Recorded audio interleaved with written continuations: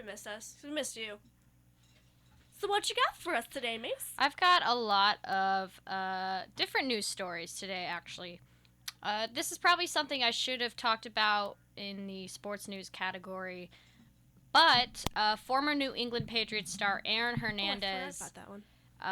he was just sentenced to life without the possibility of parole in prison today. Good job, Aaron Hernandez. Yeah, so he was convicted and will not be able to leave prison. Life without the possibility of parole. Had a $40 million pro football contract. Was convicted for murder in 2013 for one of his friends, Odin Lloyd, and will now be going to prison. He was convicted. That was announced today. Thought I would touch upon that because there's been a lot of people following that story and waiting to hear the results of that case. In lighter news, the 2016 race for the presidency is now officially underway, folks. The moment you've all been waiting for. Everyone that hates Obama, well, you're in luck. I guess there's some new candidates out there for you to also hate. Ending 2 years of speculation and coy denials, Hillary Rodham Clinton, woo, announced on Sunday that she would seek the presidency for a second time, immediately establishing herself as the likely 2016 Democratic nominee.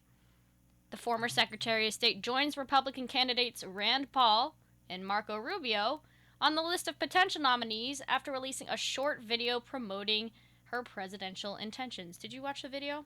No. I watched the video. It was like a 2-minute video. Started out with clips of your average American families telling their stories. It was kind of that typical way to connect on a personal level with people. And then at the end, it was Hillary, and she gave a little speech. She said, everyday Americans need a champion, and I'm going to be that champion. Join me. You go, Hillary. Join me, is basically what she said. Join the forces. People are saying that this early momentum secures Hillary's position as the early frontrunner for the entire election, while also signaling the possibility of becoming the first woman in history to capture a majority party's nomination. So that's cool. Go Hillary. Doing good things, girl. Go hard, girl. Go hard, girl. Get that status. Get that presidency. In other news, this is comedy news. Everyone knows I like to cover comedy news. Comedy news. I said it last week. I'll say it every week until the point gets across. I think there needs to be more comedy news covered in the world, so I am bringing that to you now. David Letterman, host of The Late Show on CBS, has been the host for 33 years. Close to 22 of them have been on CBS, and the show will be taken over by Stephen Colbert on September 8th. Letterman, though, he just announced his final week of guests for his show. The list includes Oprah Winfrey. Oprah! You get a dog! You get a dog! You all get dogs! You get a show! Oprah's in there. Bill Murray. George Clooney. Scarlett Johansson. Jerry Seinfeld. Howard Stern. The incredible Tina Fey. Michael Keaton. And Ray Romano. That's an interesting mix of people. It's a weird mix of people. So those will be his last guests for the final month of broadcasts. The very last episode of The Late Show will air Wednesday, May 20th. It'll be exciting to see Oprah. Oprah and David Letterman, for those of you who don't know, they have not had a very pleasant past. They've had a very on and off faux feud on television for a few years. Also, Howard Stern. Howard Stern will be a great guest. He's the king of interviews on radio. He's huge on radio. He's always got an interesting interview with these late night talk show hosts. So that'll be interesting to see. Watch The Late Show with David Letterman. End of an era, end of a legacy. May 20th of this year. So that will be fun to watch. What else is happening? Oh, here's a cool thing that's happening, and I hope some of you people know who this woman is. And I will be attending this event that I'm about to tell you about. Um, icon comedian and legendary television personality Carol Burnett. Do you know who Carol Burnett is? I know the name. It's okay if you don't. I know the name, but I don't know who she is. She's an icon. She's the reason why I wanted to do comedy in the first place. But she's making a very rare appearance at the Westchester County Center in White Plains this Friday, April 17th, for an evening of laughter and reflection on an award-winning career and life. I will be there. The date actually that these tickets came out, I was on my computer. I bought a ticket right away just for myself. She's a legend. Some of you might be familiar with the Carol Burnett Show.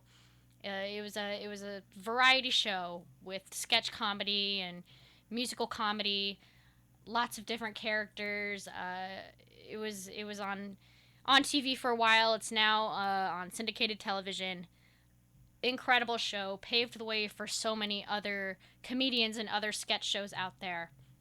Along with her ensemble cast, famously consisting of Tim Conway, Harvey Korman, Vicki Lawrence, and Lyle Waggoner, all extremely hilarious people. Her comedy has been a centerpiece of the American home and family. Carol will, of course, take questions from the audience at her show.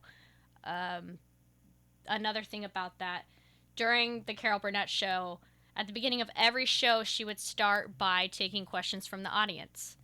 So that's a tradition she always had, and she would always end the show by tugging at her ear. It was a way of saying hello to her grandma. Oh. And that's something I used.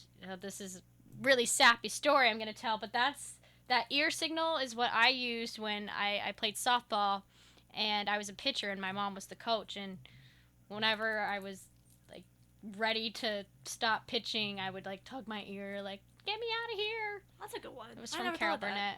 That's a good idea. Yeah. So I just play with my ears. Yeah. So you're doing an unintentional Carol Burnett. That's what you're doing. I've done that since I was little. Oh. It actually feels really good though. It's actually a good. Oh really? I think Chinese,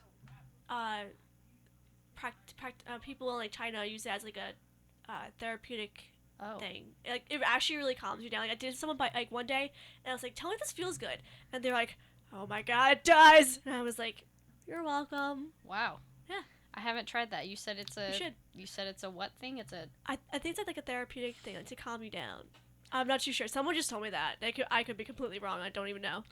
We are going to look that up and then report back to us next week. See if you find any information on that. I can do that. I can definitely do that. I would do that for next week. That would be incredible. I think it's a good idea. I think that's all the news I have for you right now. So we will be back with entertainment news and a very fun little BuzzFeed article I found. Okay. But we're gonna play some music. We're gonna keep up with the awesome playlist Jill has.